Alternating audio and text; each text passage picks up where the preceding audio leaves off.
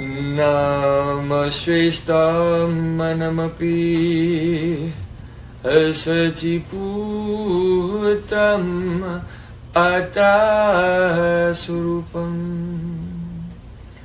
Rupam tasyagrajamuri purim maturim gostuvatim Radha kundamagirivaram ahoradhika madhvasam prapto yasya pratita kripaya Sri Guru Tam Natosmi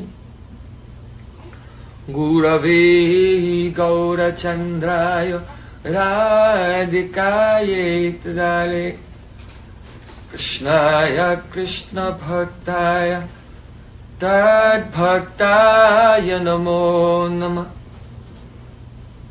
Ananda Leela Maya Vigrahaya Hema Bhadyavyachavi Sundaraya Tasmai Mahaprema Rasapradaya Chaitanya Chandraya Namo Namaste Chaitanya Chandraya Namo Namaste Chaitanya Chandraya Namo Namaste Bhaktya Bihina Aparada lakshe Chilkastakamaditorang kamadi Vinipamaikam Sharanam Prapadam Vrindenu Ase Charanarvindam Vrindenu Ase Charanarvindam Govinda Namo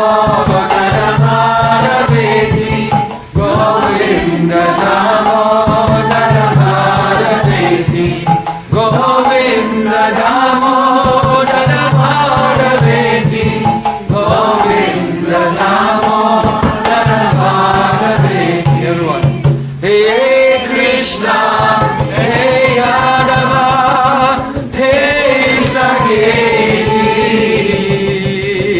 Govinda Namo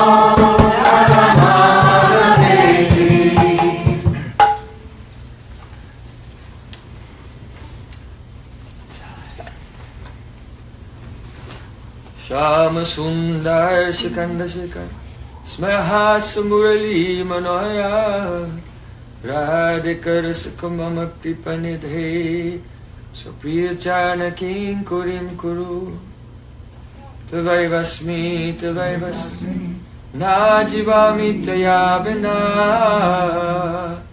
Iti Vigyaya Devi Tam Nayamaham Charantikam.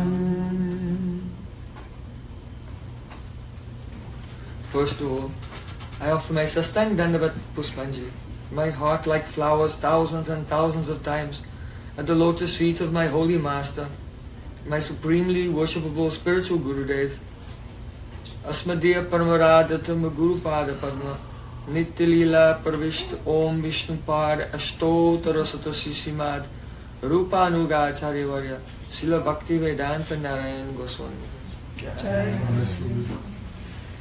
Secondly, I offer my pranam thousands of times at the lotus feet of my Param Gurudev, to Srila Prabhupada, and to our entire Sri Rupanuga Gaudiya Guru Parampara. And finally, I offer my pranam to all my dear brothers and sisters, all the assembled Vaishnavas and Vaishnavis.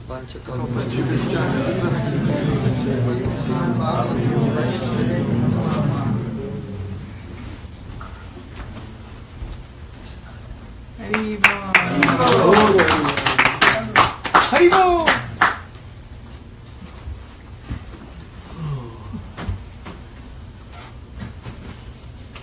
So by the causeless mercy of Sri Guru and Gauranga, we have been hearing the nectar of Srimad Bharata.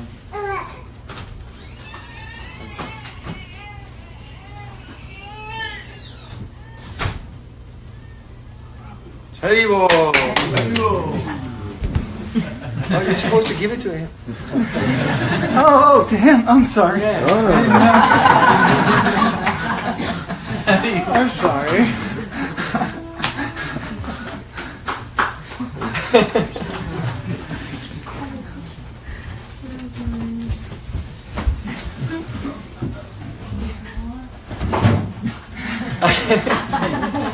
We'll start when the garland pastimes are.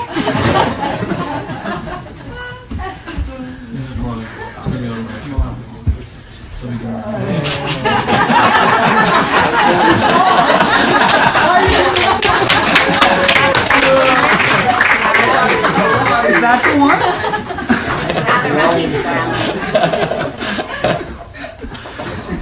Yeah.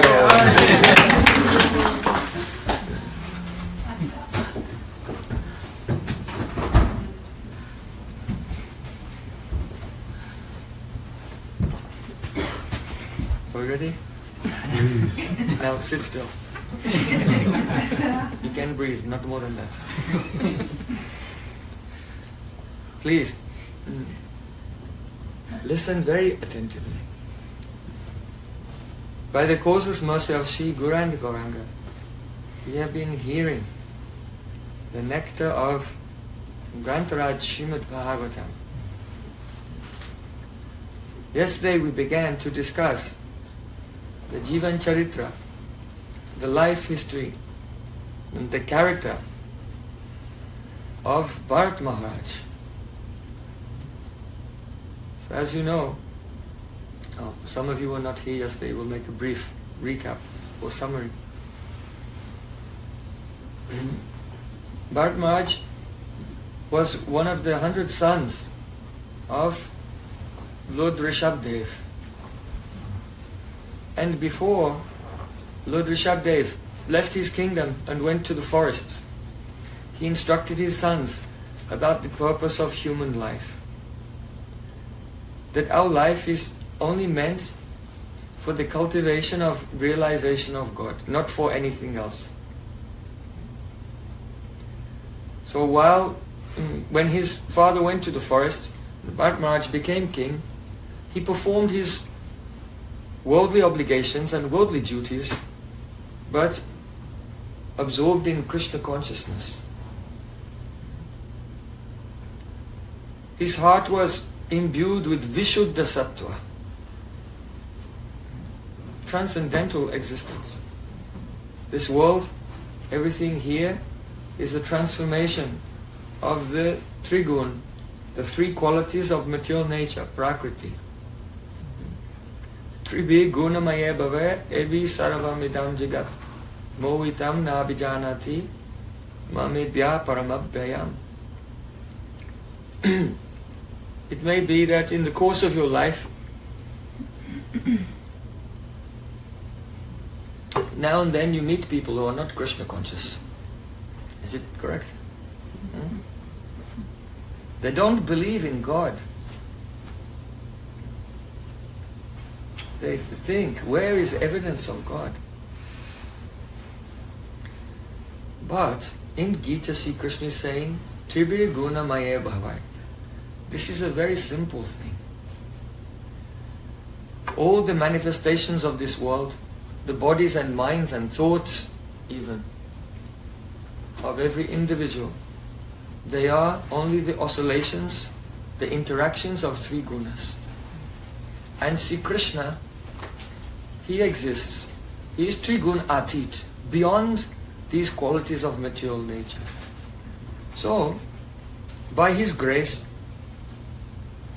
by his transcendental service, Mamcho yabhya vicharena bhakti yogena sevite sagunan samatityaitan brahma bhuyaya kalpate. If a living entity being in this world and being absorbed in the three gunas, they take shelter of their spiritual master and under the guidance of Guru engage in the angas of bhakti yoga, hearing, chanting and remembering, gradually, then tadara justamo bhava kamalo bhadyasche cheta eta anavidam stitam sattve prasidati, means that the effect of tamagun, anger, laziness will go away. The effect of rajagun, confusion and worldly desires and attachments will go away. Sattvagun will come. Sattvagun is also conditioning.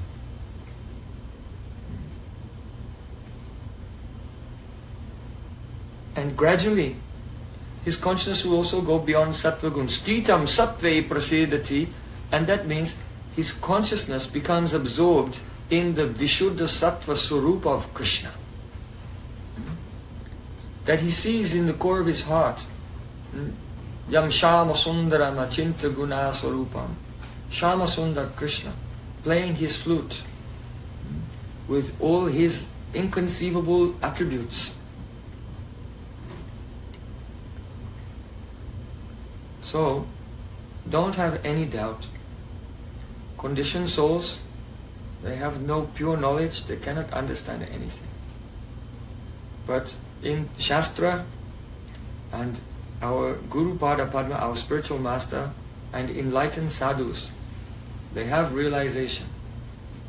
Tad vidhi pranipatena pariprashnena sevaya upadekshenti te jnanam jnaninas tattva darshina.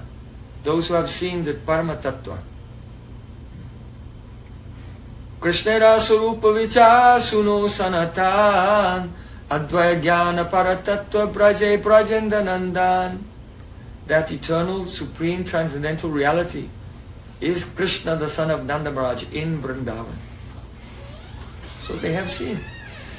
And they know how to engage us, that we can transcend the influence of the material energy and attain the lotus feet and eternal service of Sri Krishna.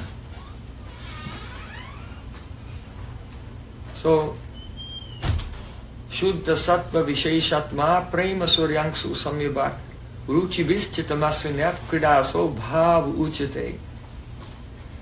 By practicing sadhana, our sadhana, our daily practice, does not produce bhav,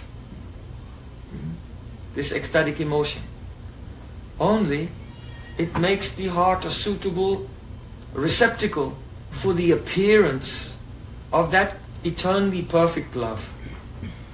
Nitya siddhasya bhavasya prakatyam vriddhi sadyata.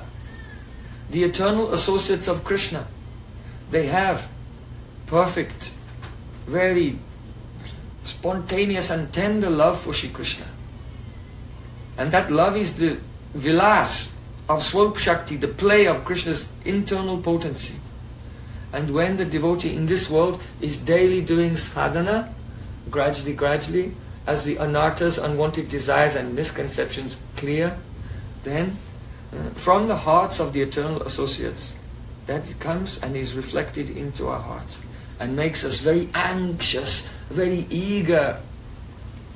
Ruchi Vischitamasrinya. The heart is melted by 3 types of ruchi. What is that?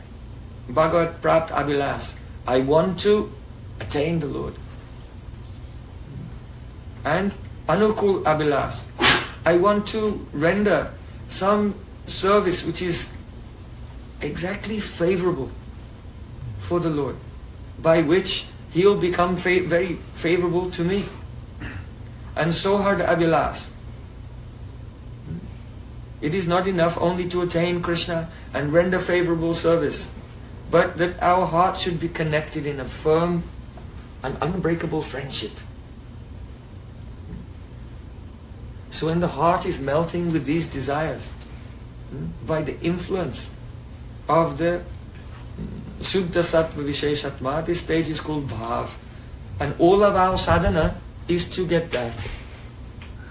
If after so many years you are doing sadhana and the heart is hard like a thunderbolt, then what was the use?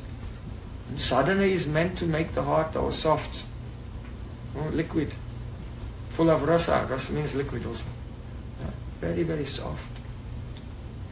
So if the heart is not becoming soft, then there must be some aparad. Tadasmasaram hridayam batejam yakriyamana harinamadeha navikritaitat yada vikaro netre jalangat ruheshu harsha Shukadeva Goswami said, that heart is harder than a thunderbolt.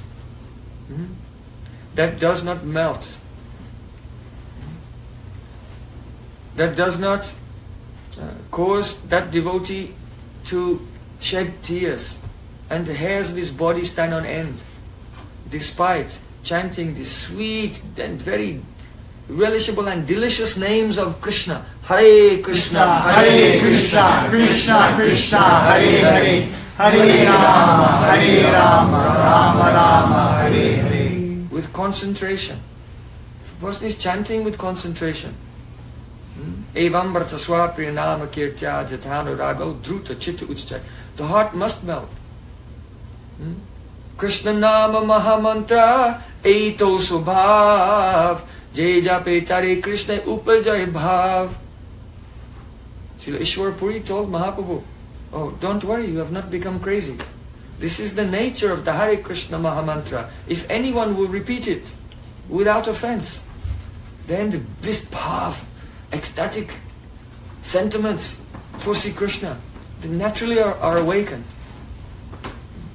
So, we see that Bharat Maharaj, his heart was purified by his practice of bhakti and the performance of his prescribed duties without attachment, offering the result of all his worldly duties to the Lord. And so he was overwhelmed with eagerness to attain full perfection. So though he was young and powerful and wealthy and had everything, he left all things and went to the forest. And there he was practicing his sadhana by mantra, worshipping Supreme Lord Vasudev in the sun. And he was experiencing great ecstasy. But still, we heard yesterday how a deer, a baby deer, that was drowning in the river, he felt compassion. That is Satvik Doya. Satvik Doya. The desire to help others is of Sattva Gun. So, there's no harm if devotees express Satvik Doya, compassion for others.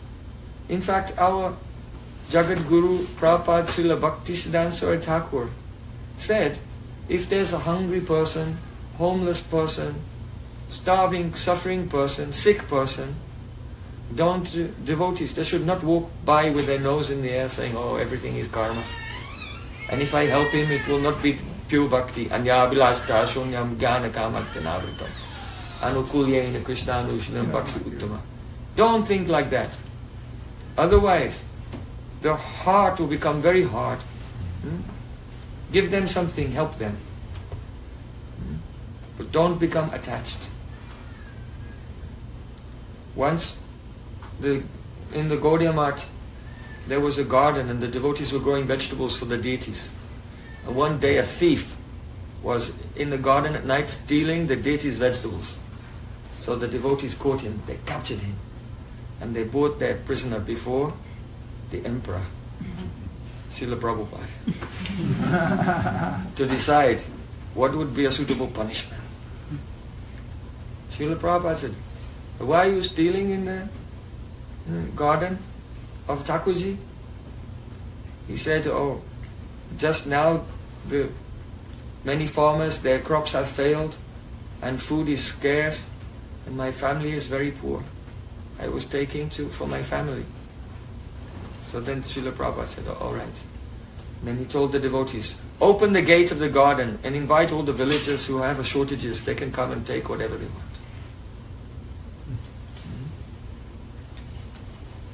So, it's not unfavorable for devotees to show kindness in a worldly sense to the living beings in general. Especially those who are grihasta. They can do it. They should do it. And also, another important point is, because we are the servants of Chaitanya Mahaprabhu and Nityananda Prabhu, we want to spread his message of divine love and his inconceivable and indescribable, endless mercy. However, the conditioned souls in general cannot understand the nature of transcendental mercy. They only understand material mercy. So in order for the pracha, for the preaching, that they have a nice impression, favorable towards devotees, so they'll come. They'll glorify devotees are so nice.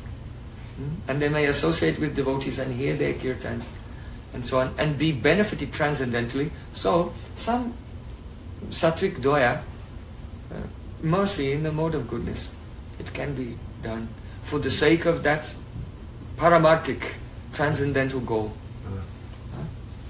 So, there was no fault in Bharat Maharaj in saving that baby deer. But the problem is that he became attached. This is the problem. And yesterday we discussed how when we meet someone or some object to which we become attached, then this is our prarabdha karma. It is the reactions of karma. Prarabdha karma is the karma we experience in this life. From when we're born until we die, this is prarabdha karma. But Bharat Maharaj, he was already in the stage of bhav, he had surpassed the stage of sadhana, and in the stage of sadhana, all this karma is finished.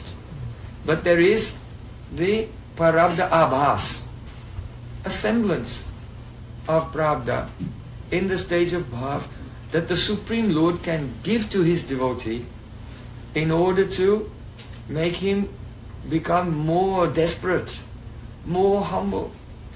And so when Bharat Maharaj became attached to the deer, and then that life was over, being absorbed in the deer, then he came in the body of the deer, and he was criticizing himself, condemning himself, lamenting and repenting bitterly. Alas, alas!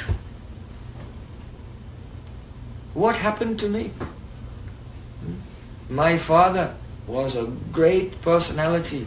He left everything and went to the forest and set the example of how to attain perfection. And look at me. What have I done? I left everything, went to the forest and became attached to a pet. And now I lost the human form of life and I've become in an animal body. How despicable. How foolish. And he criticized himself very intensely. So, then we know that in that life also he did austerities. And quickly it passed, and in his next life, now he was born in the family of Brahmanas, in the line of Angira Rishi. And though his father tried to educate him, and though he was very qualified, he was very strong, healthy, handsome, but he acted like a deaf and dumb, foolish person to avoid any interaction with anyone in that life. But because of this experience, the way that Sri Krishna had put him into, humiliated him so much, he became so humble. There's a relationship between humility and prem. Sanatana Goswami Pad said, Karya Karam Paraspara Karya Karya, they are mutually cause and effect of each other. When the devotee has prem, love, this makes his humility increase. And when his humility increases, his humility makes his prem increase. They're cause and effect. So, now in this life, due to this experience, this mercy of the Lord, his body was completely spiritual, eternal, indestructible. And he was absorbed in prem. So when one day he was guarding the fields like a human scarecrow, keeping away the wild animals as a service ordered by his brothers, some dacoits we heard yesterday how they captured him and tried to offer him as a human sacrifice to Kali, Bhadrakali. But he did not resist, he was not fighting. He felt no fear, he felt no enmity towards those who were about to decapitate him. Why? Because he has no ahankar. no ego at all. Try to consider what it means to be situated in transcendence. And try to consider where we are now. How different it is. Only putting on a tilak and tulsi beads and walking around in a sheet does not make you transcendental.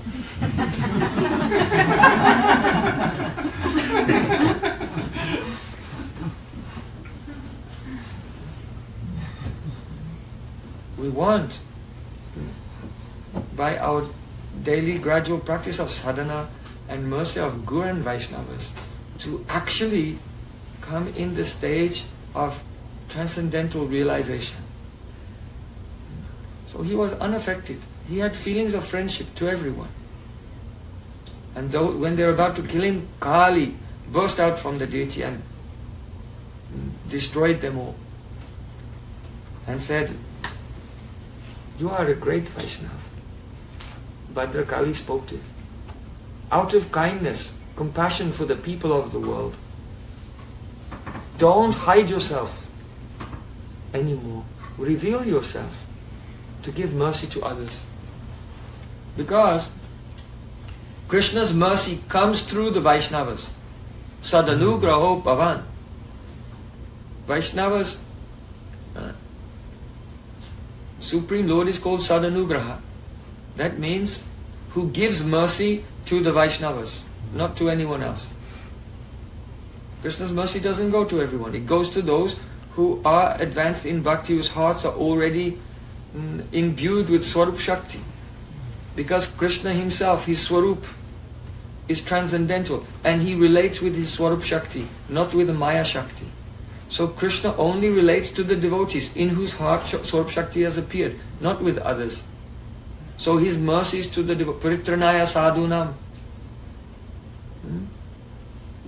It doesn't say Paritranaya mudhanam. I come to this world to deliver ignorant and stupid people. Krishna didn't say it. Paritranaya sadhunam, those who are already imbued with the divine potency, he relates to them. And they relate to us. Not to you, but to mudha like me. Foolish, ignorant persons, the pure Vaishnavas, they relate to us. Not Krishna directly. So Sadhanugraha means he whose mercy comes through the Vaishnavas. And Sadhanugraha means, Sad is the Vaishnava. Means he whose mercy is the Vaishnavas. So Samsara Davanala Lidaloka Trayana Karunya Ganaganatvam. Krishna is the ocean of mercy, yes. But we are in the desert. So we cannot touch that ocean. But that devotion, that the water of that ocean condenses in the form of a cloud, and the cloud comes to us and rains down mercy. That cloud is Sri Guru. So Bhadra Kali prayed, "Oh Mahatmaji, don't hide yourself. If you will hide yourself, then how will the living entities be delivered?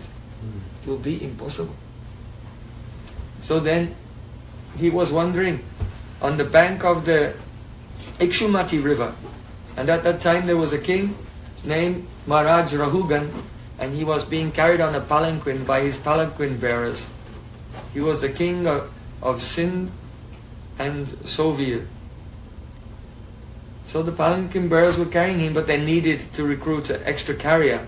So they were looking here and there, and they saw this young, strong person, looks a bit crazy. And they caught him, and by force they engaged him in carrying the palanquin. So yesterday we came to this point. End of the summary. Now we begin today's class.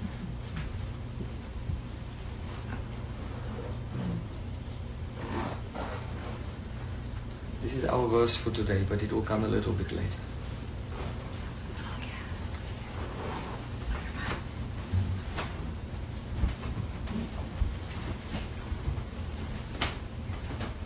The palanquin bearers were carrying the palanquin.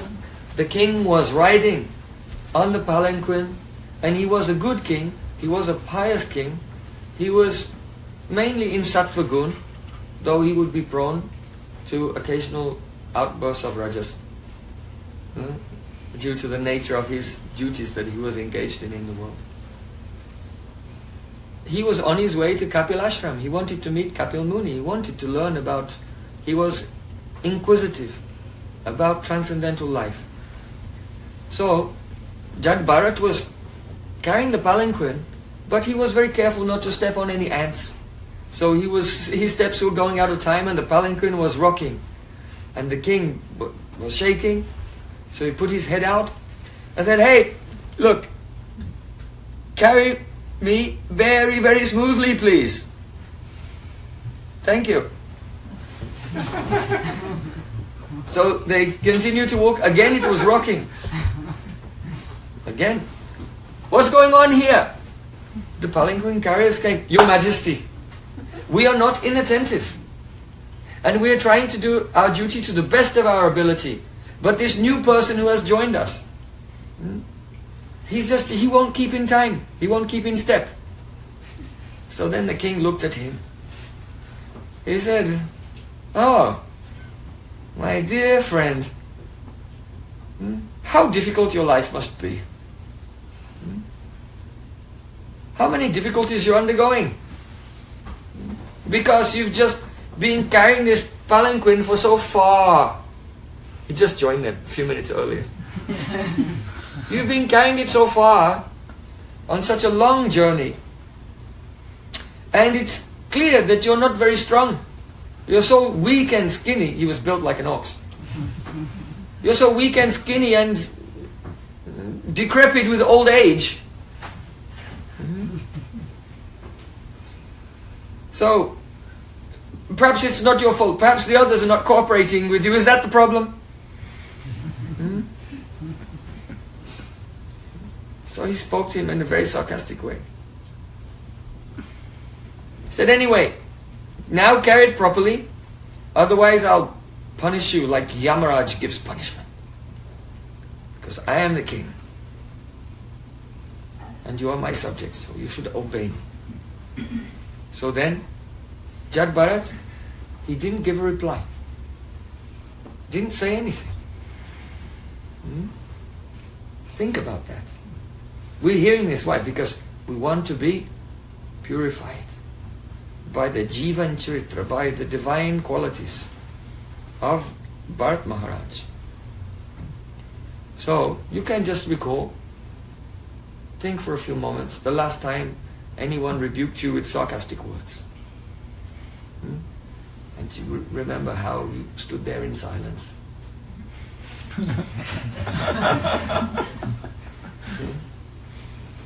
Perhaps you gave a mild smile and continued with your activities. No, if someone speaks to us disrespectfully, or to speak of disrespect, even if we detect the slight fragrance of the sense of attitude that we may not be fully perfect, then the ego becomes activated. But Bharat Maharaj, he's free from two things, which are signs of the ego: ahamta and mamta. Ahamta means I-ness, and mamta means my-ness. So, he has no my-ness for this body. We think this body is mine. Respect it. But he has no my-ness for this body at all. He's aloof. He's beyond. He's a witness of what the body is doing from a vantage point far above. How can we become free from mamta to the body? By giving all our mamta to Krishna. Instead of investing our sense of possessiveness in worldly objects, we invest all of our possessiveness in Krishna. Krishna, you are mine. You are mine and only you are mine. Nothing else is mine. That Vaishnava is called Akinchan, Nishkinchan. They have nothing. Nothing in this world they think belongs to them. But some things belongs. Krishna belongs to me. So all his mamta was in Bhagavan, the Supreme Lord. And his ahamta also, he does not have for this worldly body,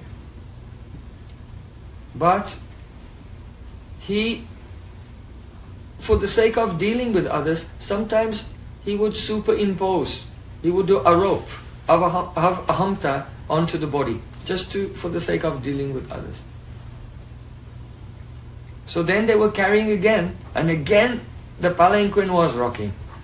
The king said, "Okay, that's it. You. Are you dead while still living? What's wrong with you?"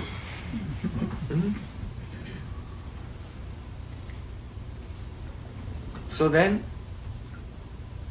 Jada, he spoke to the king. He was smiling, very mildly smiling. He was not offended in any way. He didn't take any offense. He said, "All of what you have said actually was not sarcasm. It would only be sarcasm if I were actually carrying this palanquin. But I am not. I am not tired from carrying this palanquin because I am not carrying this palanquin. This is not my journey and this is not my destination." What does that mean? Because of his intense humility, which comes from Prem, from love for Krishna. He's thinking that all these activities which are going on in my life, this is just the last remaining remnants of my prarabdha karma. So I'm not involved in that, but I'll just let it go on. That's why he's carrying the palanquin. That this is the remnants of my prarabdha. Actually, he has no prarabdha karma. He has Prem. But Prem makes one humble, and one who is humble thinks, "Oh, I am not perfect, I am far from perfect. But let my prarabdha karma work itself out, and I'll wait till one day Krishna will accept me." So, this is not my journey. I am not carrying this palanquin. This is not my destination. You have implied that I am not fat or strong. And it's true. I am not fat, I am not skinny. All these things pertaining to the body, happiness and distress, disease, suffering, enjoyment, these have nothing to do with me. Because I am Atma. You have told me, "Are you dead while living?" I say, "Yes, I am. But I'm not the only one. Everyone is like the walking dead." Actually, Krishna said, "Yantra rudani mayaya." This material body is a machine, caused to move like a puppet moves by the strings. This body is like a machine, and the strings of the three gunas are making it move. So everybody, the body is never alive and the soul is never dead. Only when the soul is present in the body, then by the presence of the soul, the pran is activated. And then the pran animates the body and it looks like it's alive. But actually, the soul is never dead and the body is never truly alive. So are you dead while living? Yes, I am. But who isn't? We all are. You say that you punish me because you are the king. But I never see that one person is the master and one person is the servant. It's not true. Why? Sometimes in Vedic culture there's a kind of hierarchy, right? So the Brahmana serves the king, and the Vaishyas serve the king serves the Brahmanas, and the Vaishyas serve the king, and the Sudras serve the Vaishyas, like that. And the ladies serve their husbands and all of these things. So sometimes someone thinks, "Oh, this hierarchy, this is not correct." But actually, there's no hierarchy. Actually, this is only in the mind. Bharata Maharaja is saying, I don't see that in this world anyone is really servant of anyone else. Why? Because all are simply doing their duties according to their position in the gunas. For example, when the citizens are serving the king, they're not serving that person. That king is the representative of God. So their meditation is they're serving God. If a wife serves the husband, she's not serving the body, because when the body dies, it will be set on fire and burned to ash.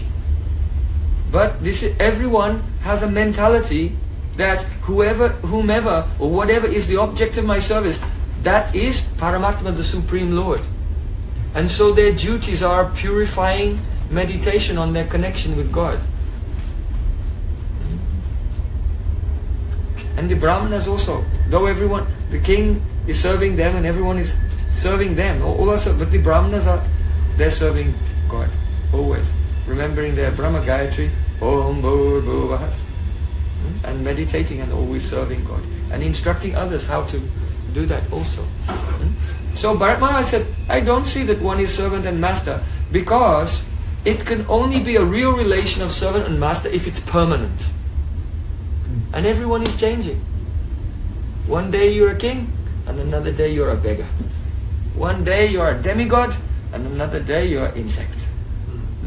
Maybe there's some gap in between, but the living entities are rotating in this world.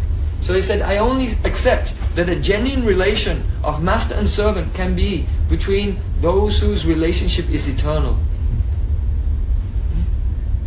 So the only relation of master and servant is between soul and Krishna. Jivera Swarupoi Krishna Nitya Das. So you said that you would punish me. So we can say that you are king and I am your subject from a perspective of Vyavahar. Vyavaharik perspective. That means just worldly conventions. So if we accept worldly conventions, which are not an absolute truth, then we can say, you are the king, I am the subject, then go ahead, punish me if you want. Your Majesty, I am here. Tell me what to do, and apply punishment as you desire. But if I am an enlightened being, then what benefit will you get from punishing? And if I am really Jad, a crazy person, what benefit will you get from punishing me? Nothing. When you punish a crazy person, they become more crazy. It doesn't change them.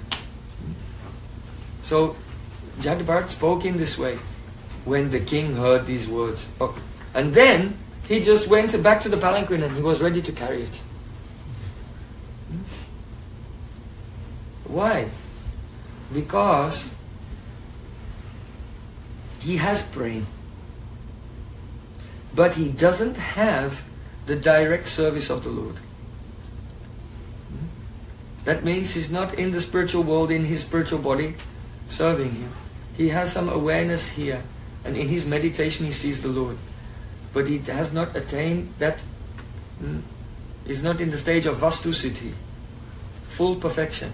And because he has not attained the Sakshat Seva, direct service of the Lord, therefore he is lamenting and overwhelmed with humility, overwhelmed with utkanta, eagerness.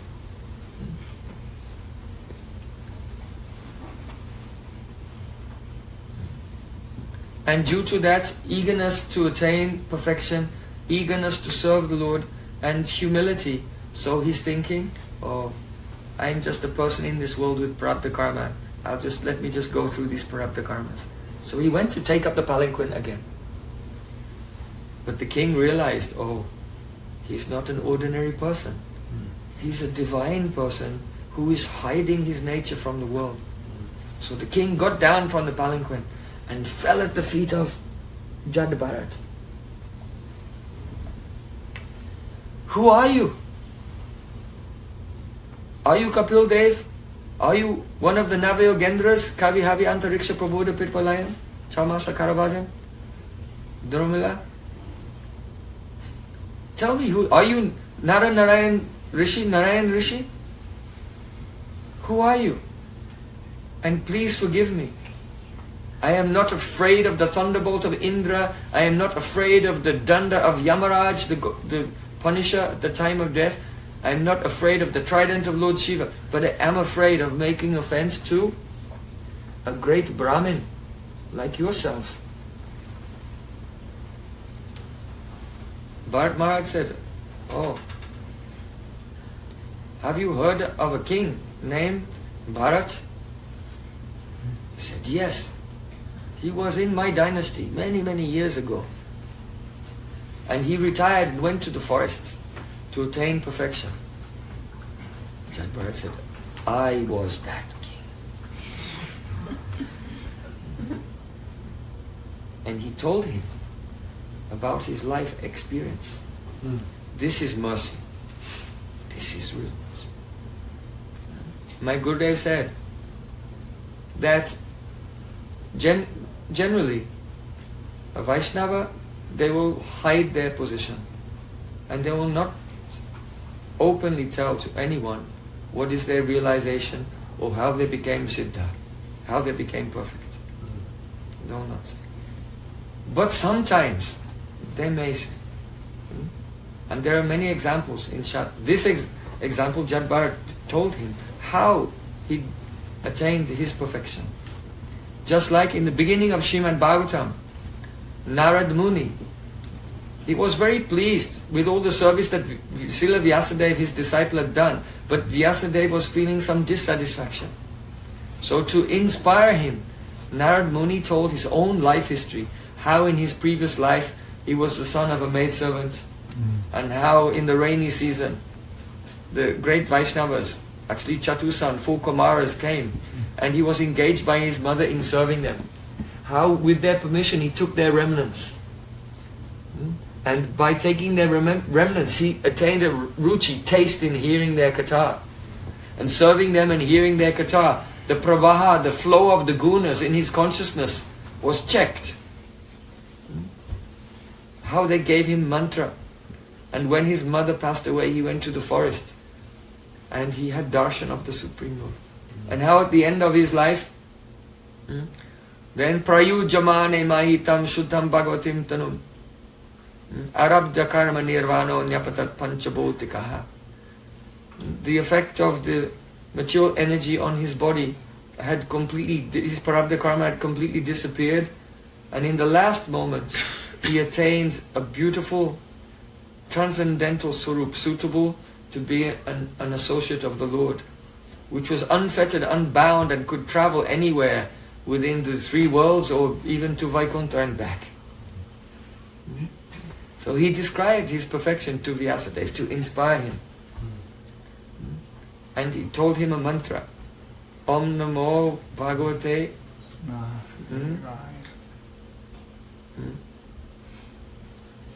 Om Namo Bhagavate Tubhyam Vasudevaya Dhimahi Prajumnaya Nurudaya Sankarshanaya Namo Sankarshanaya Cha. This mantra to Krishna and the Chaturvyuha in Dwarka. Vasudev, you see, it does, because it didn't say Vasudev, Sankarshan, Prajumna, Aniruddha. It says Vasudev, Prajumna, Aniruddha, Sankarshan. So this indicates, because this is not the Chaturvyuha of Vaikuntha, because then it would be Vasudev, Sankarshan. But it's Vasudev, then Prajumna, Aniruddha, because they're Krishna's son and grandson in Dwarka, and then his brother is mentioned afterwards, like this. So he gave this mantra, and then Vyas began to meditate, and he had the darshan of Krishna's Leela, and Srimad Bhagavatam was manifest.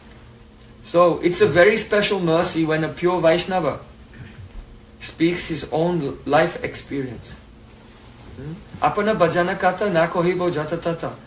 Srila Narottam Das Thakur said, my own experience in bhajan, I will not speak here and there. Everything should be kept secret. Vacho vegam.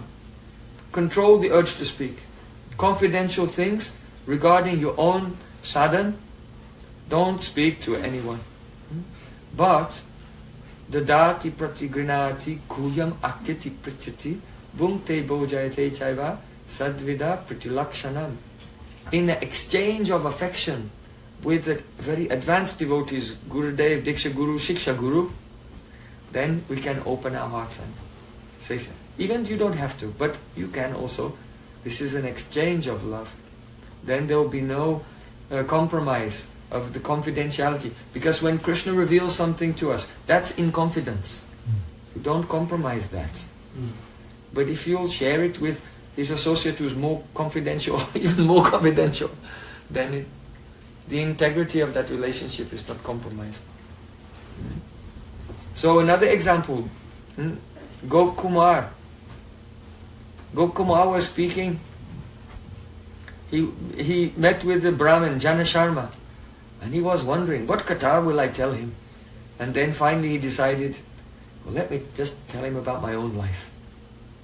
And Gopkumar spoke how he received mantra from his guru, and by remembering the mantra he gradually went through all the planets of the universe, planetary systems, up and up to Vaikuntha, and through Vaikuntha and Ayodhya and Dwarka, and finally how he arrived in Goloka Vrindavan. So here is the same situation. Also I was very fortunate in my life. One day my Gurudev called me. Oh, come into his room and shut the door. And he told me about his childhood. How he was growing up in Bihar. How once one yogi, someone from his village, went to Assam and learned mantra and tantra and became a powerful yogi. And he was playing with his small school friends. And this yogi went like this, and all rupee notes were flying everywhere. And Gurudev was a child, and all the kids were running around trying to catch them. They were blowing in the wind. And they collected them and they ran home to show their parents. Oh, mama, mama, look, look, look. And there was nothing there.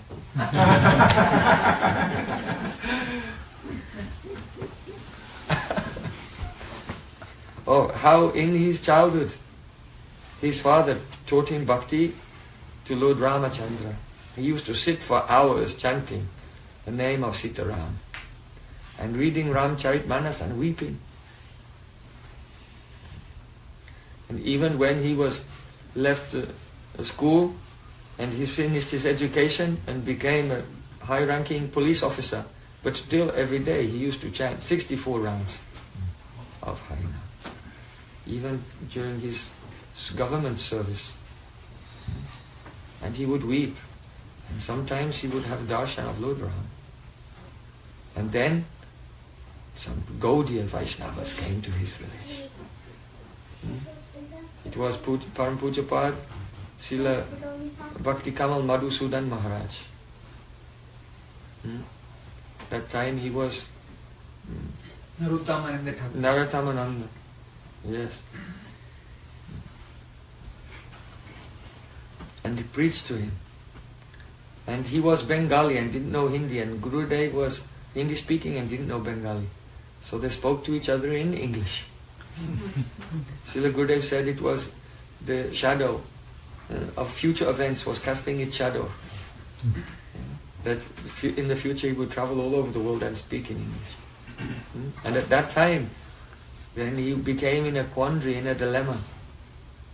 Oh, now I'm hearing about the sweetness of Radha and Krishna. I'm very, very attracted to Radha and Krishna. But what about my Lord Ramachandra? What will I do? So one day, he was chanting, and he saw a very beautiful golden chariot, and Ram and Lakshman were on the chariot. And they came, and Lord Ram said, oh, Krishna is my very self. He is my origin. So you have my blessing. Serve Radha and Krishna. I will be pleased. And then he decided to leave his home and go to take shelter at the lotus feet of our Param Gurudev Srila Bhakti Pragyan Keshav Goswami. All of these things he told me. His life, just one to one. So this is a very great mercy of a Vaishnava. Because by this our sanskar becomes deep, our shraddha becomes so strong. So Jada Bharat told the king. And the king had mamata also because it was in his dynasty. So, now the king was very materially intelligent and mainly sattvic. So he heard the words of Jada Bharat, but he was not convinced. He had a faith that the words must be true, but he didn't understand how they are true.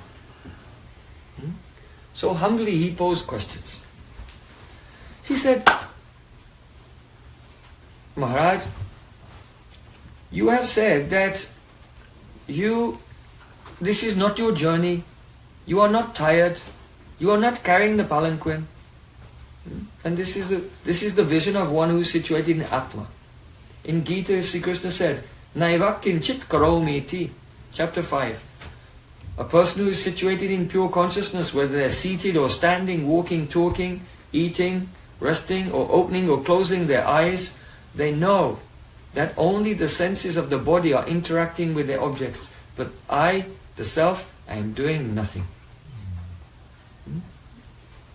So Jada Bharata has spoken in that way, but the king said, you are not tired. You say that you are not tired by carrying the palanquin, but this is a fact. If you carry it for a long time, you become tired. Just like me, I'm a warrior. When I go on the battlefield, I can fight for a few hours, but then I start to get tired. Right? So you also get tired. You're saying that you are not touched by these things, but it's a fact that the soul also feels a tiredness. Just like if there's a pot, and inside the pot there's milk, and inside the milk there's rice. So if you light a fire, then the fire makes the pot become hot. The pot makes the milk become hot. And the milk cooks the rice. And the rice gets cooked. So in the same way, the senses, they're engaged with the objects. And then the pran gradually becomes exhausted. And then that experience is passed to the mind. And then the soul experiences the mind. So you become tired. And I'm tired, you're tired. We both take rest. The king said, you can say that, yes, I am not really the king and you're not really the subject, but we cannot reject this vyavaharik, this worldly relative position. It cannot be rejected. We cannot say it's false. Because if you want to drink water, then you'll have to drink the water in a pot. You cannot bring the water in an imaginary pot. You actually have to get a real pot, go and fill it with water. Even you have to do that. So we cannot just reject our empirical experience as being illusory. Furthermore, you said, I get no benefit from punishing someone. But actually, if a king punishes a mad person, he gets no benefit. But that's not true. Why? Because even though the mad person may not be changed, but it's the king's dharma to punish miscreants who commit crimes. And therefore, if the king performs his dharma without attachment, then the king gets purified by punishing the criminal. So even if the criminal doesn't change, it doesn't mean that there's no benefit to the king. So in this way, Maharaja Rahugana, he was an intelligent person, and he put forward some arguments. So, and they're reasonable arguments from the worldly perspective, and there may have been things that have crossed your mind also in this regard. How can you say Vaishnava is transcendental? Guru is transcendental. Vaishnavas are eating, I'm eating. Vaishnavas sleep, I sleep. Vaishnavas go to the toilet, I go to the toilet. So we are the same? Correct? Not correct. But it looks like that. And the king could not understand it. So, the question may come. The first time the king chastised Bharat Maharaj, he just ignored it. And the second time the king chastised Bharat Maharaj, then he gave an answer. So, how did that take place? Because though he's free from mamta, and ahamta related to the body. He has mamta to the Lord. But in his humility, he accepted some identification with the situation. Because out of mercy, he wanted to destroy the prarabdha karma of the king. By hearing this katha of Atma Tattva, your karmas become destroyed. This is why in the beginning, first thing I said to everyone, please hear very attentively. If you will hear it, you will become mukta, liberated. And the flow of karmas will be destroyed. So please hear very carefully. Bharata Maharaj very mercifully told the king, your example of the milk, the pot being heated by fire, and then the pot heating the milk, and then the milk heating the rice, being like the sense objects heating the body heating the pran heating the mind, and then the mind heats the soul. This is not applicable. Why is that? Because the sense objects and the senses and the pran, the body, the mind, they're all connected. But the Atma is not connected to anything. Atma is not connected to any of these things. But you identify with the mind, so you have this experience that you become tired. So, although my body may become tired, but I don't have any experience of being tired because I have no identification with the body. The relationship between Atma and Maya is the relationship between the horns of a rabbit. Horns and a rabbit. Have you seen the rabbit's horns? No? Because there's no relationship between horns and a rabbit. So the relationship between Atma and the material energy is actually nothing. Yet still we identify so much. Why? Worldly desires. Maharaja Rahugana said to the king, a person who cannot discriminate between material happiness, the value of material happiness, and the value of transcendental happiness is not fit to hear the conclusions of Vedanta. You know, what's the first sutra of Vedanta? Atato Brahma Jigyasa. Ata, now. Atha, now. Ataha, therefore. Brahma Jigyasa, the desire to know about the supreme truth. Now means, now you have this human form of life, and now you have completed your study of Purva Mimamsa, that is Karma Kanda. And now you've gone to the Uttari Mimamsa. So Purva Mimamsa or Karma Kanda is the utilization of the Vedas to perform sacrifice to acquire worldly happiness. So everyone's trying to get worldly happiness by one method or another, right? And Karma Kanda is like the Rolls Royce of methods to get material happiness. So here everything else can be included in that. But because of all the general methods of sense gratification just result in misery. But if you follow the Vedas and perform Karma Kanda, you can go to heaven and enjoy there for some time, and then you'll fall down and come back to earth and be miserable again. Right? So even the Rolls Royce of methods to attain happiness are what? Completely futile. And result in misery. So Atato Brahma Jigyasa, now therefore, because you've understood that all methods to attain material happiness are completely futile and result in the opposite of what you want, therefore now we will inquire into Brahma. What is the eternal truth? What is the greatest thing? What is the ultimate benefit and auspiciousness for us? So a person who has not, if you like, completed their study of the nature of happiness, They have not graduated from the world of uncertainty that, well, just maybe there's a really nice situation in this world that I can enjoy. Right? They're actually not qualified to hear Vedanta.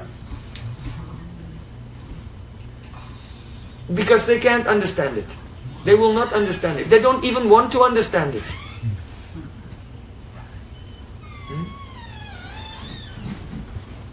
Judge Bharata spoke like this to the king. Because the king was doing his karma kanda things, and it was very strong words. But he gave mercy to the king. And he spoke this verse. So this is our verse for today. Everyone can chant. Chaitragya eta manaso vibhuti jivasya maya rajidasya vidya aviditva pitirohitasya shuddho vichaste avishuddhakartu.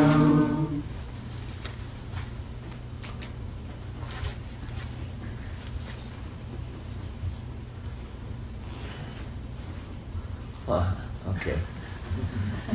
Professional. We try.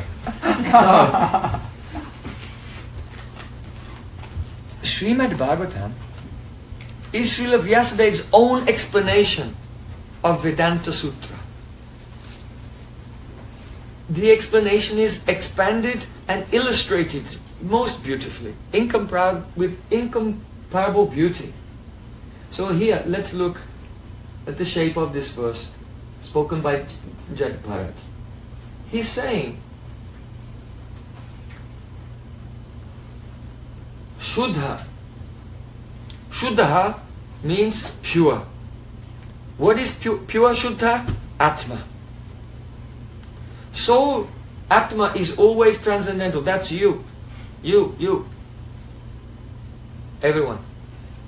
Soul is you. You don't have a soul, you have a body. You are the soul. You are pure, eternal, transcendental being. Shuddha. Shuddha. And that soul is also called Ketra Gya. That means, Gya means the knower of Chetra, the field. The knower of the field. So the field that the pure Jiva knows is all the evolutes of Prakriti. All the elements of this material world. Earth, water, fire, air, ether. The tanmatras, the sense objects. Jada Bharata explained all the Shabda, Sparsha, Rupa, Rasa, Gandha. Sound, touch, taste, smell. Form. The 5 knowledge acquiring senses. The power to see, the power to hear, the power to speak, and so on. The 5 working senses. The power to grasp, the mobility, the movement of the legs, the working sense of the voice, the power to reproduce of the genital and to evacuate. So 5 knowledge acquiring senses, 5 working senses. The mind, the intelligence, the ego, these are all the Ketra. And the Jiva is distinct from them, and he's the witness, he's seeing them. So, Shuddha, Chekada, Eita means these, Manaso Vibhuti. Manaso Vibhuti, Vibhuti means various wonderful things. Called your thoughts.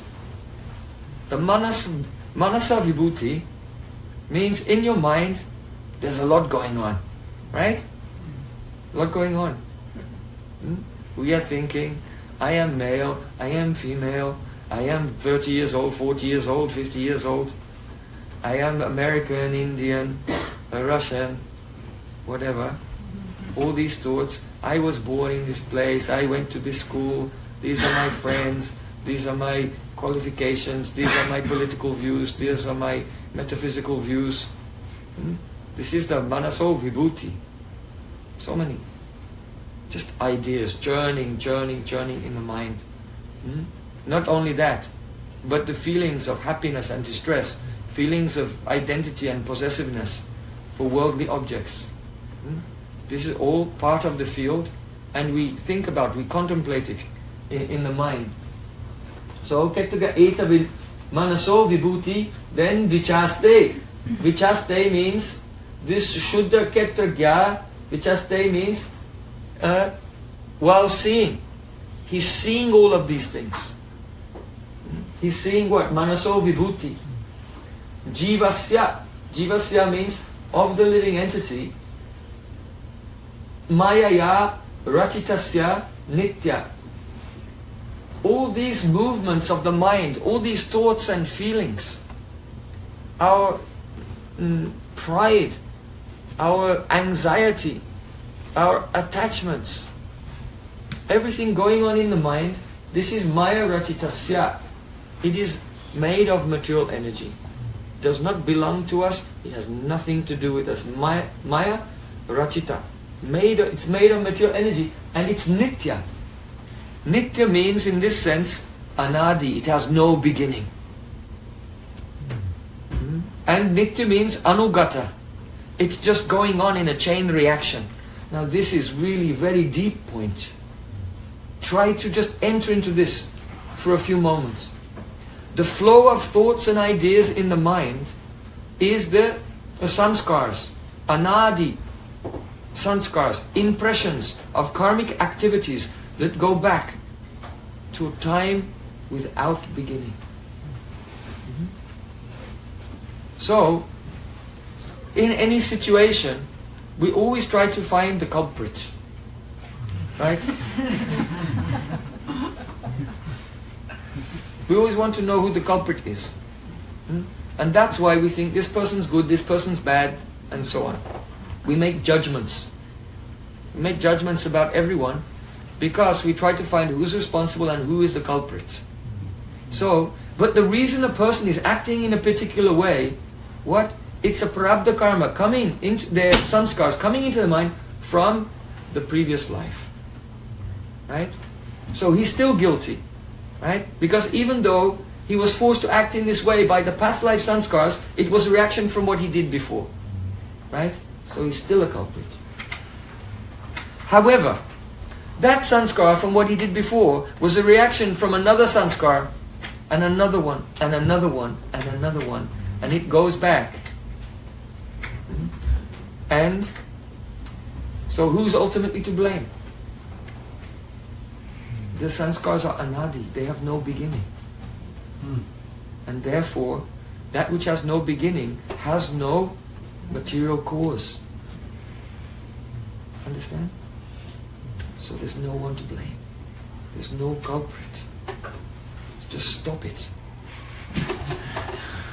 Stop blaming people. Stop finding culprits. Seeing good and bad here, and everyone is a jiva. But they're in a flow of karmas. So there's some discrimination which is done in vyavaharic sense, because you have to do that, because you cannot bring the water in a pot made in your mind. Right? But we have to deal with people in a certain way. But in our heart, we should be situated in Atma Tattva, knowledge of the self.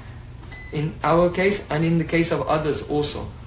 And this is why when the Kali Maharaj took a club and was breaking the legs of Dharma the bull, Parikshit Maharaj came and said, "Oh Dharma the bull." Actually he didn't say Dharma the bull then, he just approached the bull and he said, "Who has done this to you?" And Dharma the bull said, "I cannot blame anyone.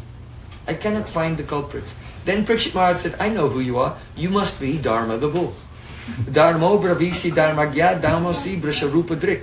Why? Because you've answered me according to the principle that the destination which is meant for the perpetrator of a crime is also meant for the person who identifies him.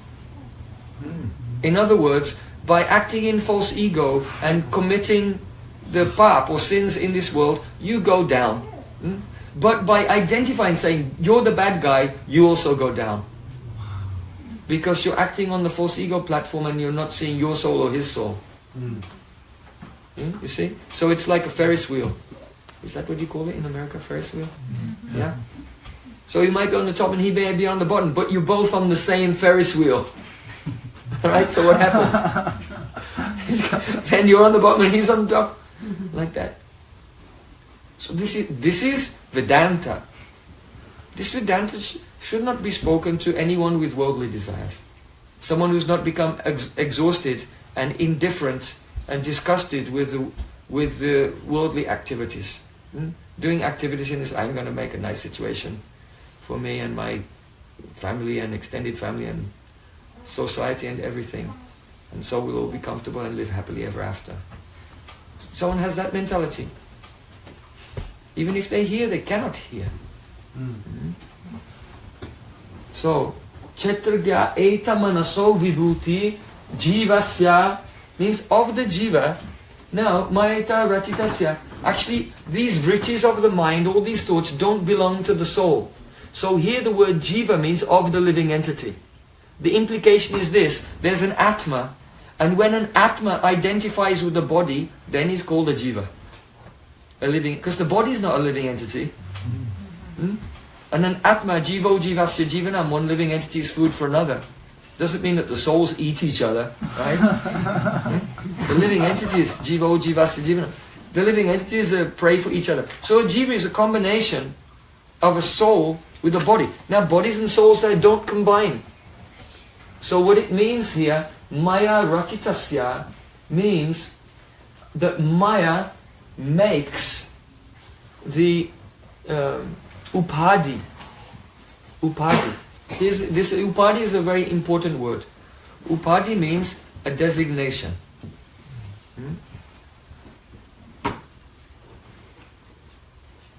Upadhi means a designation. The example is given. If you have a crystal, the crystal is clear. And if you hold a red rose next to the crystal, you'll see red colors in the crystal. Now the rose, the quality of the rose is red. And the quality of the crystal is clear. But you can see red in the crystal. This red does not belong to the crystal. So this is called adhyas. Adhyas means superimposition. There is a superimposition of the red, the color of red, in the crystal. And now that red has become upadhi, a designation. So there is adhyas of upadhi, that is superimposition of a designation. So you are a pure, eternal, transcendental being, a part and parcel of God, but in your consciousness there is superimposition of a upadhi. That upadhi is your mind. This mind does not belong to you any more than the red color belongs to the crystal.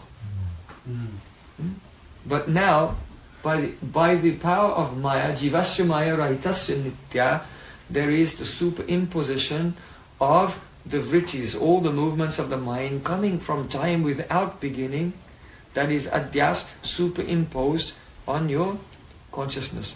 Though these qualities have nothing whatsoever. You're not black, white, young, old, male, female, nothing. None of these things. So, now these qualities, avirhitaha kwapi tiroitas. Avirhitaha means they appear, kwapi sometimes, and tiroita means they disappear. Cha means and. So these qualities appear and disappear. That means when you are awake, this superimposition of designations in your consciousness appears when you're awake, and it also appears when you're dreaming. But when you go into deep sleep, it disappears. And in deep sleep, you have like a liberated experience. It's similar to a liberated experience every night when you go into deep sleep. That's why if you don't sleep properly at night, if you have a restless sleep and you don't go into deep sleep, you don't feel rested. Because when you go into deep sleep, all those upadhis go away. And then your soul becomes refreshed. You wake up the next morning and you feel like you can go on. Right?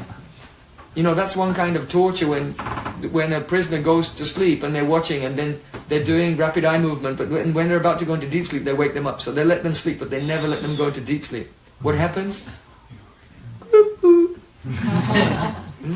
You become completely insane. You start hallucinating and you go mad. You see? So every night you have to have a little breather from this, the appearance of these mental qualities. So here Jagabharata is explaining Avihita kwapi turoitascha shudo vichaste, of the pure transcendental jiva. He's seeing all this, he's seeing all the movements of the mind, and he sees them appearing while he's awake, while he's asleep, and then he also sees them disappear in deep sleep. Deep sleep is not unconscious, it's just being conscious of nothing. Right? But it's still, you're still conscious. Then, hiya vishuddha kartahu. Here, certainly, avishuddha kartahu.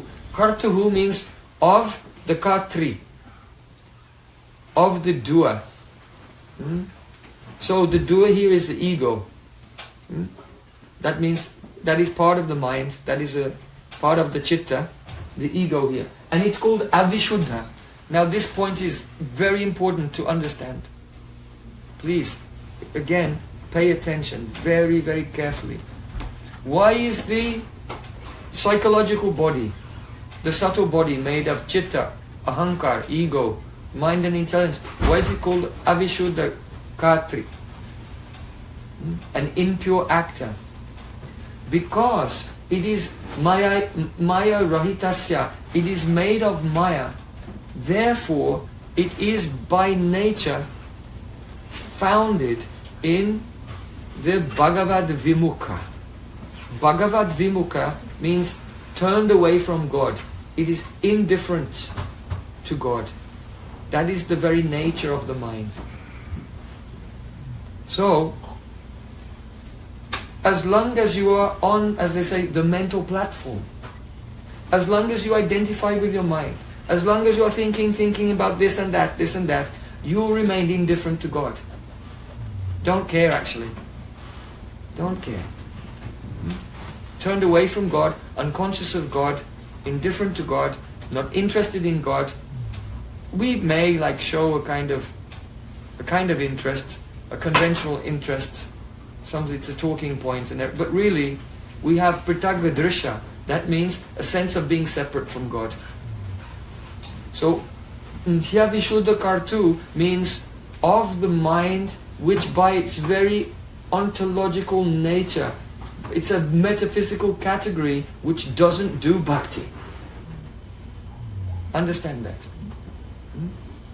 And this is why we have to hear from a transcendental source. Because the pure Vaishnavas, they are not indifferent to God. They are fixed on God. They have darshan of Krishna at every moment. And they transmit transcendental sound. And if we hear with a surface mood and a submissive mood, it will pierce through the coverings of that mind which is averse to God. And it will go into our soul. And the impression will come, I must act as a soul. I will act by the dictation of the words of Guru, Sadhu and Shastra, my spiritual master, the pure devotees and the scriptures. And I will not follow my mind because it's a Vishuddha Karta, Avishuddha Karta. It's an impure actor and only does impure things and only thinks impure thoughts. It is a complete darkness. Mana param karanam amananti samsara chakram parivati edyat. The Avanti Brahmin, he said, the main cause of bondage is just the mind. And the mind, the attachment to the mind guarantees our movement in the samsara chakra, birth after birth after birth. So, Rahugana Maharaj, he was hearing all these things. But still, he did not clearly understand.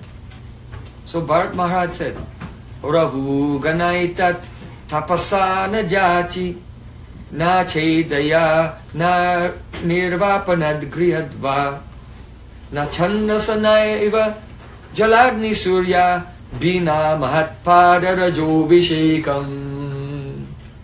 Very, very important verse of Srimad Bhagavatam.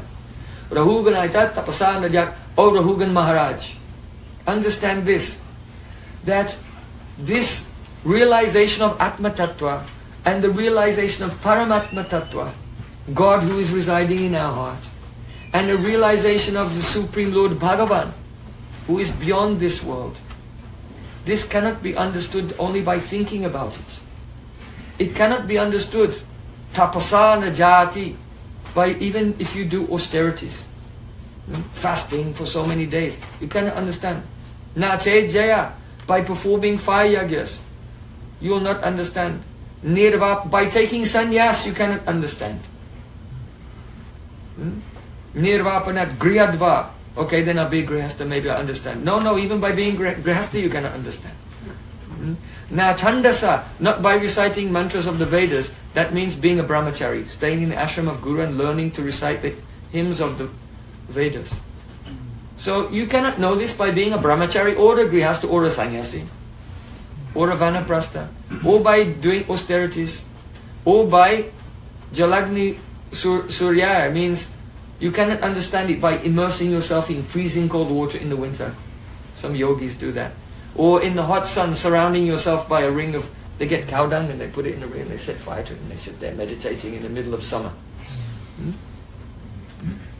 So people do extreme things to overcome bodily identification. That's an extreme way of trying to overcome bodily identification. Like in Christianity, sometimes they do self-flagellation, right, for the mortification of the flesh. So it's the same thing. But Bharata Maharaj said, all of these things, they don't work.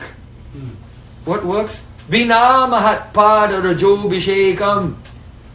When you take abhishek, that means a shower, you bathe yourself from head to toe in the foot dust of a pure devotee, then you'll understand. Why? Because the soul is Krishna's eternal servant. Unless we connect with Krishna through the service of Guru and Vaishnavas, unless we become situated in our position, how will we realize our position? So here, to take bath in the foot dust of a Vaishnava, this is not like an easy thing. No one can follow a Vaishnava around and then take the dust from their footprints and put it in a can and sell it. Everyone, Vaishnava foot dust. Only $108 a can. Take it home, take a shower in it, you'll understand everything about Srimad Bhagavatam. I read it in the 5th canto. That's not what it means. Vaishnavas are transcendental, their foot dust is transcendental. We cannot even see their foot dust. It is our prakriti, supernatural. So it means when, by our body, mind and words, we render devotional service in the anugatya, under the guidance of a pure devotee. How they're doing sadhana, we try to do sadhana like that. How they're serving their deities, we try to serve like that. We hear very deeply and try to immerse ourselves in the current of their conception. That is called the vichardhara. Their stream of divine thoughts, we try to immerse ourselves in that completely. And what is their mission, their desire, their manobhishta, their innermost heart's desire? We try to serve that. This is what it means. Mahatpada rajobhishekam, to take a shower in the foot dust of pure Vaishnavas. And then all these things are revealed. Yasha deve parabhakti yatha deve tathagaro saiti katiyata hyata prakashanti mahatmana. All the secrets of the Vedas are revealed in the heart of that person who is, as he's devoted to Supreme Lord, not less, has such love and devotion to his spiritual master also. Then the mysteries of the Vedas are revealed. So, gradually hearing the teachings of Jada Bharat, Maharaja Rahugana, he became enlightened and a perfect soul. This history is so deep and so beautiful. There are many points here. So just to conclude, I want to discuss 2 points, 2 teachings from this history. First of all, generally people say that Bharata Maharaj, he renounced everything, went to the forest, then he fell down and became attached and became a deer, but then gradually he became purified again. Wrong. Fail. That's not what happened. That's not what happened at all. Yesterday we mentioned that there's one type of nyai, one type of logic. This is a test who was listening yesterday. What's that nyai called? Tivra. Don't look at your notes. Tivranjan, okay. That's 50% of it. Okay, Lochan if you like. But Nayan is usually used. It's the same thing, Lochan, Nayan. Okay, then you've got it 75%. Tivranjana Nayana Dhan. Dhan means giving. Tivranjan Nayana Dhan Nyay. That means the logic of applying an astringent ointment to cure the eye. That means that if you cannot see clearly, but the Ayurvedic doctor gives you an ointment, but this ointment is very astringent and it stings like anything. And you go, ow! And tears are coming down your face. And then after some time the pain wears off and you look and 20/20 vision. You can read the smallest letter on the optometrist's card on the wall. Eyes are perfect now, like this.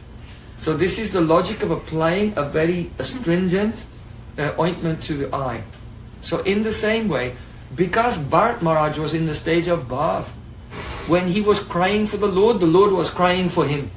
Yaya tamam prapadyante tanstataiva bhajamyaham. Krishna said, I reciprocate with everyone. So when Bharata Maharaj was crying for the Lord, you must know, the Lord was crying for him. And he wanted to bring him very quickly to his lotus feet and make him perfect. So for that, he had to give the Tiranjan Nayana Dhyan. He gave something painful to him. So that deer was not his Prarabdha karma, it was Swarabdha karma. It was a beautiful application of an abhas of his past karma, which was applied by the Lord like a sharp ointment that threw him into a state of extreme repentance. He was crying. And that accelerated his bhakti. So we see, Krishna speaks about this Tivanjan Nayana Dhanyai to the gopis of Vrindavan. He did a similar thing to them, in Rasalila. It was worse. When Jagbharat found himself fallen from being the emperor of the planet Earth, to becoming a small furry mammal. He was criticizing himself, it was a big disaster. But that's nothing compared to when Krishna disappeared from Rasalila. How sharp it was, how painful it was. The gopis were burning in the fire of separation. They became mad, talking to the trees, talking to the flowers. Please help me, where is Krishna? They began to imitate his pastimes. And they became so absorbed in remembering Krishna, they actually became black. Their complexion became blackish. Krishna was hiding in the bushes and watching. He had never seen such madness of love before.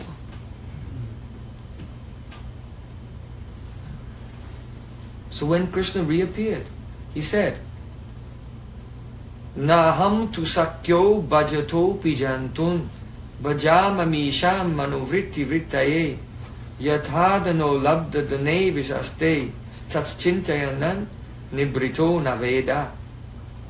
He said, oh my dear Sakhis, because the gopi said, what kind of lover are you? Can you explain? Some lovers, they reciprocate. Whatever love they're given, they reciprocate. Some reciprocate with those whether they give them love or not. And others, they never reciprocate whether they're loved or not. What type are you, Krishna? So Krishna was smiling. Oh, You want me to incriminate myself with my own words? Gopis have set a trap for him. So Krishna, Naham tu Sakyo. Sakyo is, oh my dear Sakis, Naham tu. I am not any of those categories. Then why did you disappear? Bhajatopi jantun. When persons serve me, then bhajamamisham anuvritti vrittaye. I sometimes don't reciprocate with them. Krishna is saying, sometimes I don't reciprocate. Why? To impel their devotional service. This is really important to understand. It's very important. Because you may think, of so many years, I've been doing so much service, I'm not feeling any reciprocation. Krishna said, I don't reciprocate to impel the devotional service of the devotee. Why? Because when the devotee is trying and trying and trying, but he still has anarthas even, and no reciprocation is coming, finally he begins to cry, oh Krishna, I am trying to serve you again and again, but I have nothing in return, I have no realization at all. And he criticizes himself. And when the devotee feels repentant and very humble and very worthless, that mood, by that mood, he becomes free from all worldly desires and detached from all sense gratification. You see, you cannot feel worthless and feel like a failure and criticize yourself and enjoy the senses at the same time. You can't do it. Because the tendency for sense enjoyment comes along with the pride. I am the enjoyer of this world. I should taste this and that. But when the devotee feels it was all for nothing, I have no realization at all. Alas, alas, Krishna, I am totally useless. Then that humility, in that humility, he becomes detached from all sense objects, and his utkanta, his eagerness, increases and increases. So Krishna said, that's why I don't reciprocate. That means, did he break his promise in Gita? No, he's not reciprocating for that devotee, is his reciprocation. So that's what happened to Bharata Maharaj. He was actually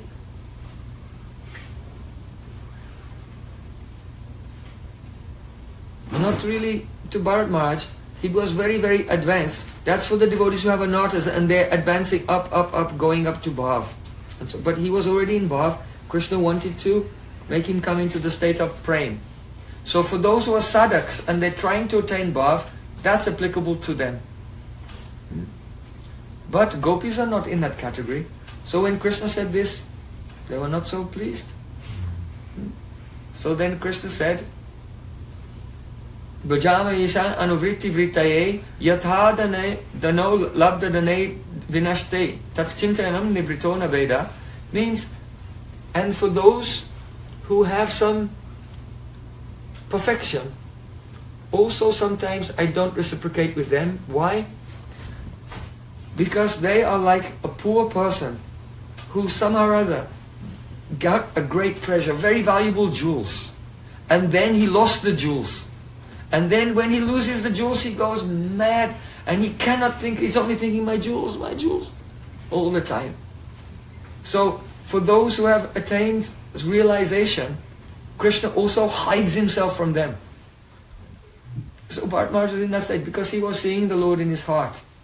And then he lost it, he became attached to the diya, he couldn't go in samadhi anymore, he was just pretending to be in samadhi, but really he was thinking, where's my baby diya?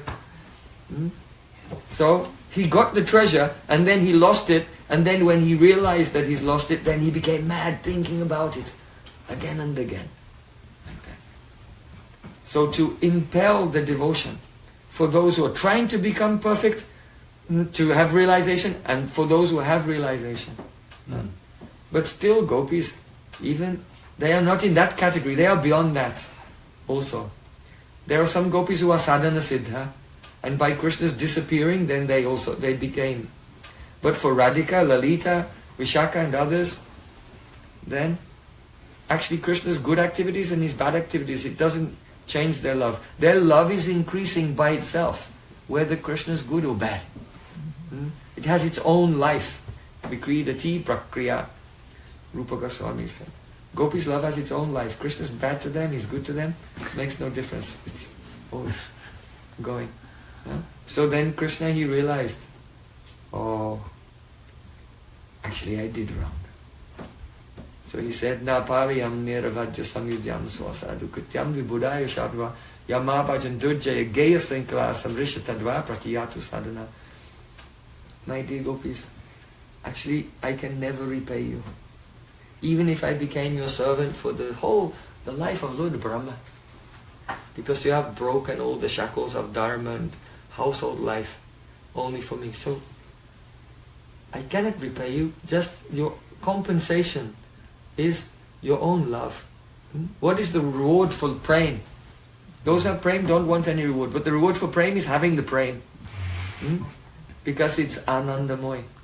It is the highest joy. So, in this way, see the life of Bharat Maharaj, not that he fell down and became attached, but rather, see Krishna was reciprocating by not reciprocating. That he gave him this difficult experience to increase his love and to bring him to the spiritual sky, because Supreme Lord was feeling separation from him. So this whole pastime is embodiment of pure love. Another teaching here, when his deer wandered away, we saw that Bharat Maharaj became quite mad. He was looking for the deer everywhere.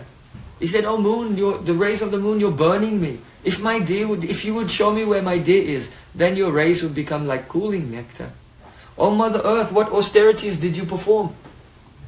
That you have the touch of the feet of my baby deer." So he became mad in separation. So is it true? Is it true that the Mother Earth did austerities to get touched by the feet of that deer? It's not true. So in this we also learn something very rasik, very important. Many persons, they read Srimad Bhagavatam, even they read and they hear Rasalila, even they explain Rasalila, and they say that the gopis know that Krishna is God. Because when Krishna told gopis, now you've seen the beauty of the forest, it's probably a good idea that you go home. Go back to your homes, serve your families. Gopis were so devastated. They said to Krishna, Maivam bibohati bhavan gaditam rishangsang sanchaja sarva vishayan tava padamulam bhakta bhajasya durvagramācha jasman devo yatadi purusho bhajate mumuksham yad patyupatta suridam anubriti anga strinam swadharma iti dhamma vidatva yuktam astvaiva meitadupadesha pade tvaishe presto bhavanstavdumitan kila bandhu atman. O Krishna, how can you speak such cruel, heart-breaking words to us when we left all sense gratification only to serve your lotus feet? We heard that Bhagavan, Lord Narayan, he reciprocates with those who serve him. What to speak of those who serve him in order to attain perfection and serve him in the spiritual world? Even those who are mumukshu, those who serve him just to get liberated and enter into Brahman. You know, some persons, they serve God to get mukti. The Supreme Lord even reciprocates with them. Muktim dadati kai chitsmana bhakti yogam. Shukadeva Goswami said, if someone worships the Lord for mukti, very easily he gives that, but bhakti very rarely. So gopis are saying, we heard from that Gargacharya said, Tasmin nandat madod yamte narayana samo gunai. when he did your astrological chart, he told your father, "Oh Nanda Maharaj, your son will have qualities just like Lord Narayan." So if Lord Narayan even reciprocates with those who want liberation, that means, "Oh my Lord, please give me this position where I can have the chance to never serve you for all eternity." Right? He reciprocates with them even. So what to speak of those who are serving him in order to serve him forever? So if you have qualities like Lord Narayan, then we've just come here to serve you. So you should reciprocate with us. Yat patya patya suridam monobriti. And you told us it's our dharma to serve our husbands. But actually the service to the husband is actually service to Paramatma. It is to God in the heart. And therefore, because Gargacharya said you have qualities like Lord Narayan, therefore you are the friend of everyone, you are in the heart of everyone, you have those qualities. So you should accept us, you should reciprocate with us, and our duty is not to serve the body of the husband, which is burnt ash in the cremation ground, but to serve the Paramatma, and that is you. So we should, if you really want us to follow your instruction, then we'll serve you. And the very fact, Upadesh Twaise, you have given us instruction means you are our guru.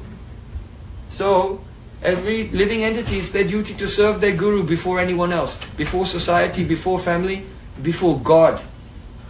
Patamantu gurum pujan tatastaiva mamachanam kuravam siddhim avapnoti hyanyata nishvalapavet.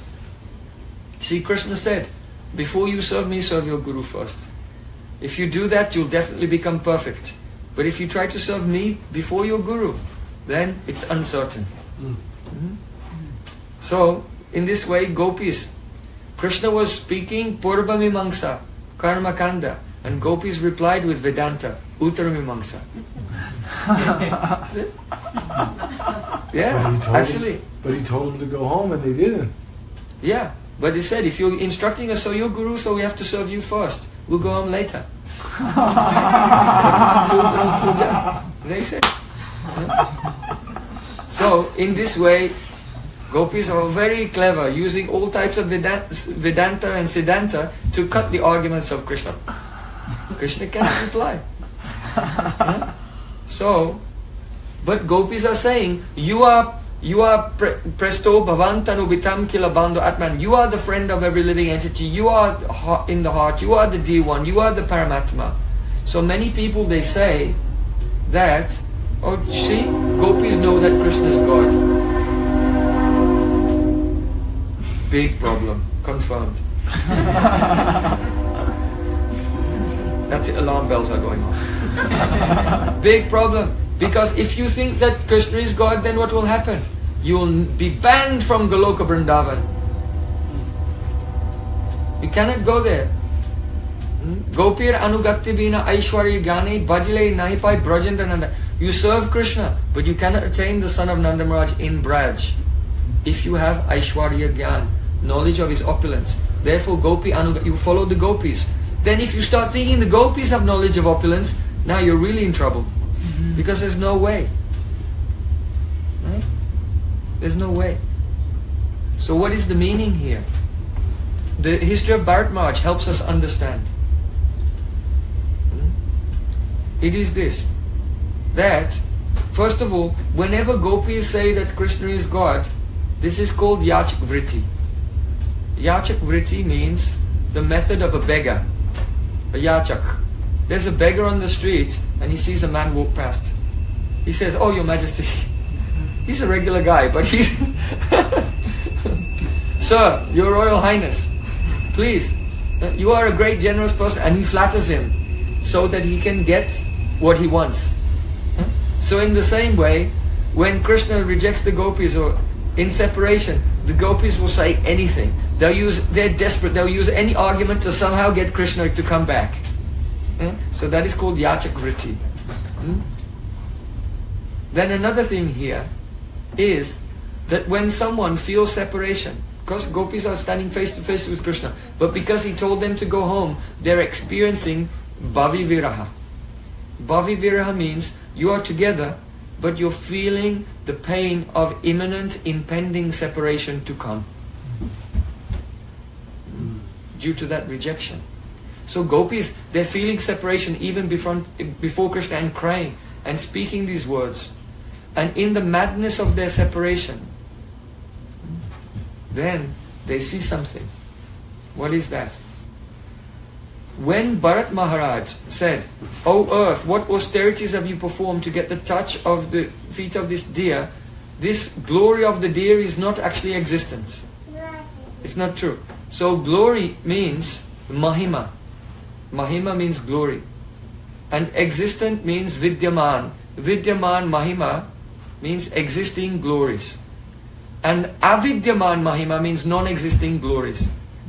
So when Bharata Maharaj glorified the deer by saying Mother Earth had done austerities to get the touch of her feet, this is an example of avidyaman mahima, non-existent glories which appeared in his heart due to the pain of intense love in separation. So when the person feels the intense pain of love in separation and they become mad, they see qualities in their beloved that don't exist. That's natural. So he was seeing those qualities in the deer.